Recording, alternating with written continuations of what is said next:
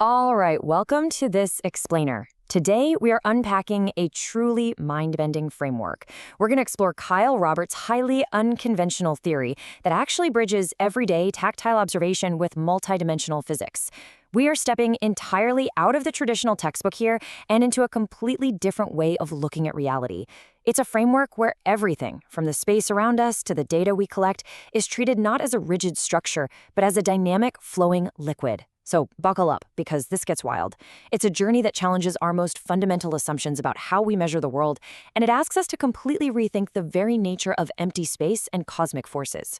So, what does a butcher trimming meat have to do with quantum physics? Yeah, I know, it sounds like a bizarre setup to a really weird joke. But as we'll see, the tactile, hands-on instincts of a butcher actually lay the foundation for a radical new way of interpreting cosmic data. It's all about how we recognize patterns, how we identify anomalies, and how we extract actual meaning from what most people just discard as a mess.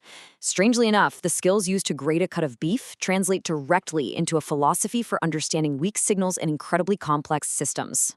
To understand how these seemingly totally disconnected concepts form a cohesive narrative, we're going to follow this roadmap. First, we'll look at the butcher's sink philosophy, then finding the signal in the noise. From there, we scale up to the liquid universe model, the 9.6-dimensional correction, omnipush gravity, and finally, a practical application called Project Midnight. Okay, kicking things off with Section 1, the butcher's sink philosophy.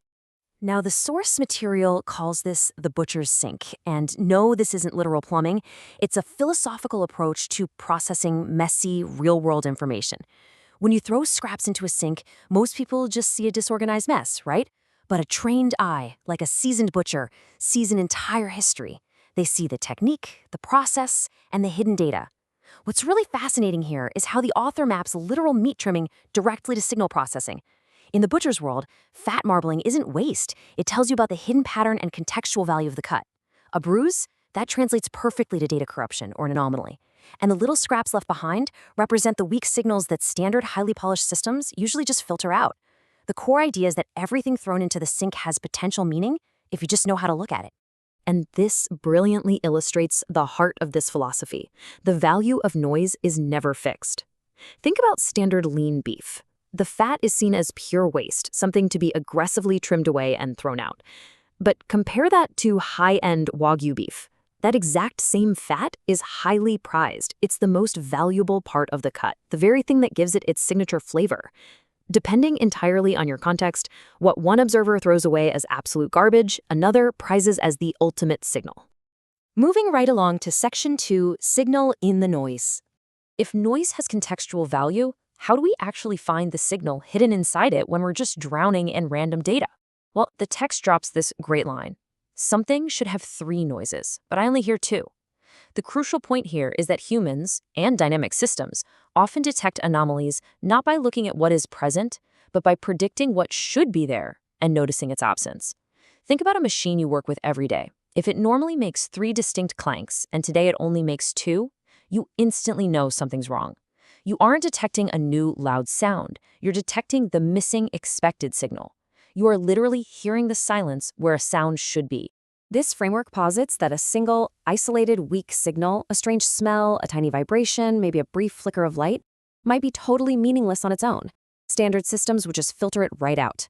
But when multiple weak signals interact under the right context, they cross a specific threshold, and suddenly, as the text describes it, they sing loud. A signal isn't just a loud beep on a radar monitor. It's an event created by the interaction of noise. Therefore, according to this philosophy, you never discard noise until you've fully tested its relationship to the surrounding environment. Okay, time to take a massive conceptual leap in Section 3, the liquid universe model. We're scaling this philosophy all the way up to the cosmos. What if the universe itself operates on these exact same principles of fluid dynamics?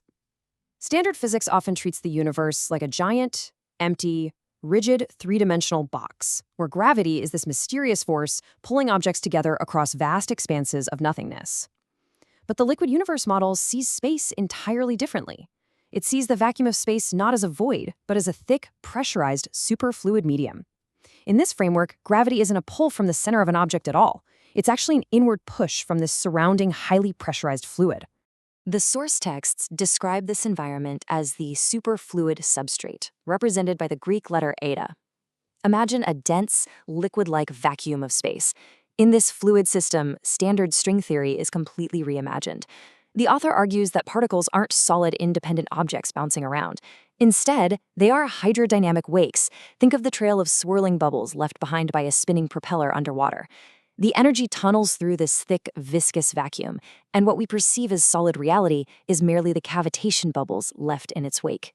Which brings us to Section 4, the 9.6-dimensional correction.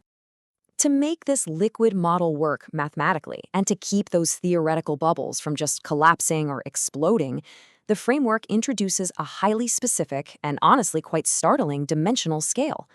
Roberts theorizes that the universe operates in exactly 9.6 active fractional dimensions, not neat whole numbers like 3, 4, or 10, which we're used to hearing in traditional physics. Because the universe isn't a rigid, perfect box, its dimensions can't be rigid integers either. They have to account for fluid dynamics, curvature, and the messy reality of a pressurized medium. It needs fractional flexibility. So you're probably wondering, what happens to the other 0.4? This 0.4 gap is absolutely critical to the model. It acts as an exit path or an off-gas valve. Think about pouring liquid into a completely sealed, unyielding container. Eventually, the pressure will just break the walls. This 0.4 gap allows energy to off-gas safely. The author argues that without this dimensional breathing room, we would suffer a cracked egg error, where the rigid constraints of standard physics would literally shatter the fluid topology of reality under the immense pressure. And this is the fundamental problem with standard measurement. If you use a rigid, three-dimensional straight tape to measure the 9.6-dimensional curved flow of the universe, you are going to constantly miss the truth by a fraction of a degree. You measure a perfectly straight line, but you completely miss the fluid viscosity of the curve itself. And here's the kicker. The theory suggests that over a massive cosmic scales, that tiny straight tape error multiplies into massive mathematical discrepancies. These are discrepancies that standard physics currently mistakes for dark matter. The text implies we aren't actually missing mass, we are just using the wrong tape measure. Next up, Section 5, the omni-push of gravity. Because the universe is modeled as this pressurized 9.6-dimensional liquid, the way we understand gravity has to be entirely rewritten. Enter the concept of the omni-push. In this framework, gravity is not a pulling force dragging things toward the center of a planet. Instead, it's the intense, cumulative pressure of the liquid vacuum pushing inward to fill a void. It is a massive, inward press from every conceivable angle at exactly the same time, literally squeezing matter into existence. But hold on, if pressure is coming from absolutely everywhere at once, why doesn't it just crash into itself and create chaotic, destructive turbulence? To achieve this perfect omni-push without the system collapsing, the theory posits that the pressure flows along the golden angle, which is approximately 137.5 degrees. These are referred to in the text as the unnamed angles of physics, because 137.5 degrees is a highly irrational number. Energy winding along this golden ratio spiral never perfectly overlaps with itself. It packs in flawlessly, layer after layer, without ever creating a traffic jam. The model proposes that by entering through these specific, irrational angles, the vacuum's pressure distributes perfectly and locks into a stable, solid-state quantum spine. This completely avoids the rhythmic interference that would otherwise tear a liquid universe apart. Finally, let's look at Section 6, Project Midnight. Now, this is where the explainer takes its wildest turn yet. Unbelievably, this esoteric 9.6-dimensional cosmology is actually being applied right now to a DIY engineering concept called Project Midnight. They are attempting to build a localized liquid vault right here on a workbench. How? Well, according to the source material, they start by repurposing a UV sanitizing module from a Hyundai glove box. They mount UV LEDs at a precise 3.6-degree offset, physically mimicking that fractional dimensional gap we talked about. They then use crinkled aluminum foil to generate chaotic golden ratio reflections that hit from those unnamed angles. Finally, they pulse the light at specific frequencies intended to match the vibrational quantum spine. The goal is to literally harness that omni-push vacuum pressure for therapeutic resonance. It's an incredible leap from cosmic theory to a physical prototype. I want to leave you with this phenomenal quote from the source text. We are calculating the thickness of the truth, not just the length of the lie. Whether you view this entire framework as a poetic philosophy of signal detection or a radically unconventional physics model, it forces us to look differently at the world. It bridges the gap between a butcher trimming fat and the forces shaping our galaxies. It leaves us asking, what weak interacting signals in our own reality are we currently ignoring just because our standard rigid tape measures can't see the curve? Keep your eyes open and always keep looking for the signal in the noise.